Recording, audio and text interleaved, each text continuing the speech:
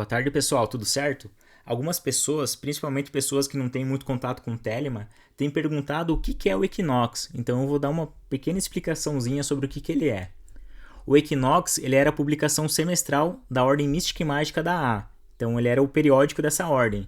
Essa ordem ela foi fundada por Aleister Crowley, que foi um mago, um místico, um alpinista e um poeta inglês, mais conhecido como o fundador de Telemann. E a ideia dele é que nesses livros ele preservasse as instruções mágicas da ordem iniciática dele.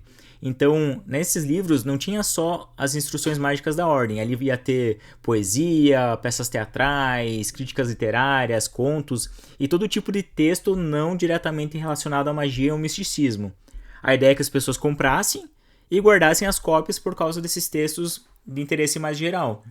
Assim, se porventura, por causa de uma catástrofe, uma guerra ou algo assim, a ordem deixasse de existir, as pessoas ainda teriam essas instruções preservadas nessas cópias. O Equinox ele é um conjunto de livros assim bastante volumoso. E por muitos anos era extremamente raro de encontrar ele. E aí, como ele era raro e como ele é volumoso, ele é também bastante caro.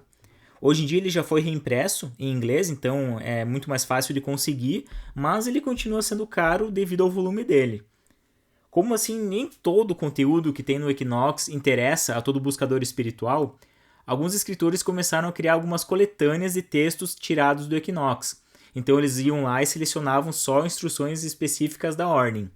Essas coletâneas são muito interessantes, porque elas tornam o livro mais acessível, só que elas levam em conta os textos que estão disponíveis em inglês e nos Estados Unidos.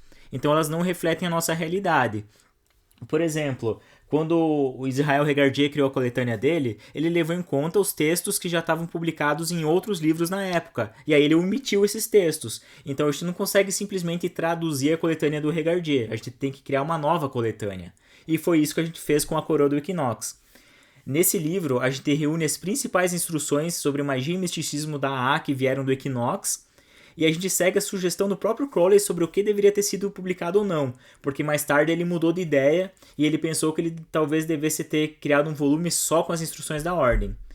Se você quer saber mais sobre essa coletânea ou se você quer saber mais sobre o Equinox, é só acessar a descrição desse vídeo e eu agradeço a atenção. Até mais, pessoal!